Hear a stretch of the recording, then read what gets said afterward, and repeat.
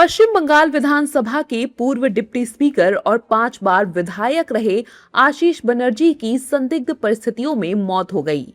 बीरभूम के TMC office में उनका शव फांसी के फंदे से लटका मिला।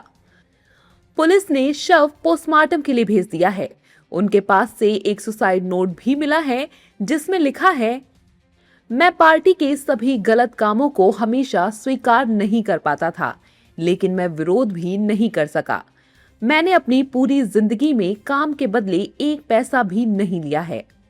आशीष बनर्जी की मौत पर पश्चिम बंगाल की पूर्व सीएम और टीएमसी प्रमुख ममता बनर्जी ने दुख जताया है। एक्स पर पोस्ट कर ममता बनर्जी ने कहा कि आशीष बनर्जी के निधन से मुझे गहरा दुख पहुंचा है। 5 बार विधायक, पूर्व डिप्टी स्पीकर और चेयरमैन रहे आशीष दा ने रामपुर हाट के विकास के लिए खुद को समर्पित कर दिया था और लोगों के लिए कई महत्वपूर्ण काम किए थे। फिर भी इतने काम करने के बावजूद उन्हें बार बार बदनाम किया गया, उन पर झूठे आरोप लगाए गए और लगातार दबाव डाला गया। जन सेवा के इतने लंबे रिकॉर्ड के बावजूद उन्हें जिस तरह की प्रताड़ना और मानसिक दबाव का सामना करना पड़ा, वो हम सभी को सोचने पर मजबूर करता है।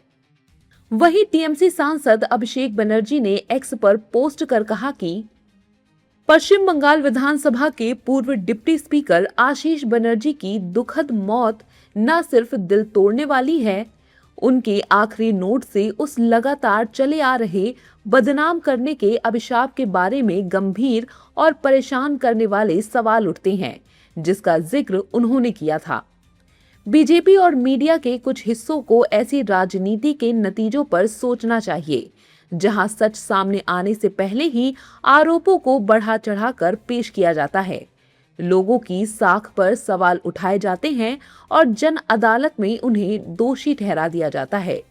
जो लोग इस बदनाम करने वाले अभियान में शामिल थे, उन्हें अपने शब्दों और कामों के मानवीय नतीजों पर सोचना चाहिए। राजनीतिक लड़ाइयां तो आती जाती रहेंगी, लेकिन एक बार चली गई जिंदगी कभी वापस नहीं आ सकती।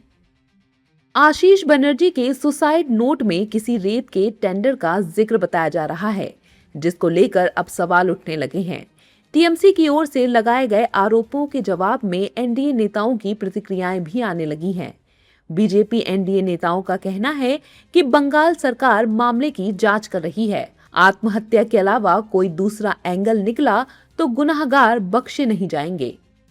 वहाँ की सरकार पूरी जांच कर जो भी लोग दोषी हैं, या उसकी पूरी जांच करने के बाद सबके सब तथ्य सामने लाएंगे। देखिए, आशीष जी की मौत निसंदेह कई सवाल खड़े करती है और पुलिस ने जांच शुरू कर दी है।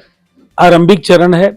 जांच के जब नतीजे आएंगे तो फिर निष्कर्षों को पश्चिम बंगाल की सरकार साझा करेगी। लेकिन इतनी बात तय है कि अगर इसमें कोई आत्महत्या के बजाय कोई दूसरा एंगल है तो फिर गुनाहगार बख्शे नहीं जाएंगे।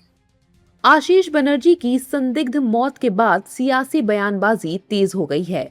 ममता बनर्जी और अभिषेक बनर्जी ने जहां इसे बदनाम करने के अभियान और मानसिक दबाव से जोड़ा है, वहीं बीजेपी और एनडीए नेताओं ने कहा है कि मामले की जांच जारी है और अगर आत्महत्या के अलावा कोई दूसरा एंगल सामने आता है तो दोषियों पर कार्रवाई होनी चाहिए।